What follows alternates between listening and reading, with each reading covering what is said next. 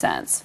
Well, overregulated, overtaxed, unemployed. The government is killing your business. And Al Angrisani, former Assistant Secretary of Labor during the Reagan administration, is here to tell us why. We've been looking for answers this week, Al. And you say regulation is killing businesses. Why? Yes. Well, first of all, jobs are such an important part of all of our lives.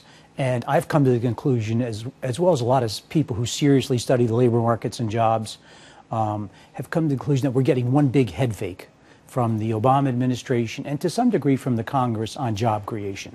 It's becoming clear and clear to everybody that you have to watch what they're doing and not what they're saying.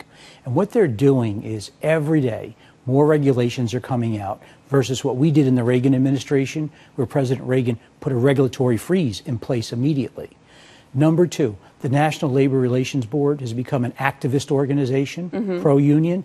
That's causing a pause in job creation. The group that's gone against Boeing. Right. You can see what's going on in South Carolina with 6,000 jobs being eliminated because of that, and maybe more. Okay. The third thing is the health care bill is an absolute job killer.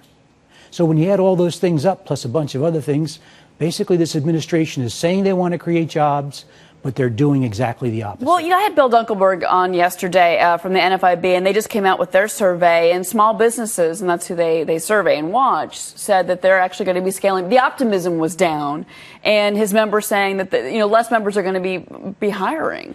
Yes. But I know from your experience in the Reagan administration, you and the president at the time, you said small businesses are going to be the ones to hire. It was bottoms up, in your opinion. Well, President Reagan and I, when we used to talk about jobs and job creation with a bunch of other people, we used to focus on three things: wealth, worth, work equals jobs. Sure. His whole strategy was to empower small businesses to create wealth, which would be the engine of creating jobs.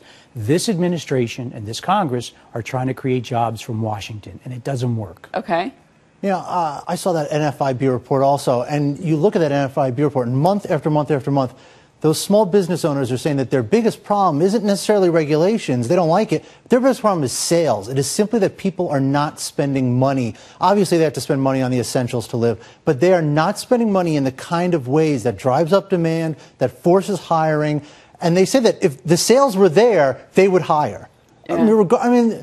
I think regulations can certainly, less regulation can help, but I don't think that's the biggest issue. I think the biggest issue is simply that people don't have the money to go out and spend to drive up demand to boost the economy. Al? I would take that a step further, too, because we do surveying every month.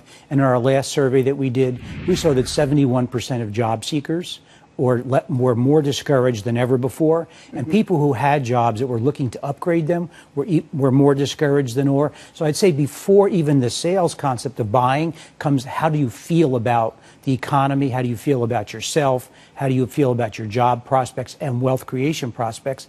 And I think those are down, and that's why people aren't buying. Last week, the Chamber of Commerce, U.S. Chamber, launched another campaign. They're going after the president in particular, and there is an election coming up, of course, but they're going after him on the issue of regulation and health care, which you've mentioned already. But do you think that the U.S. Chamber is the right group, maybe, to bring this issue to the forefront? I know the media is talking about it. We're talking about it. But nothing's changed. And we've been having this conversation for almost 3 years.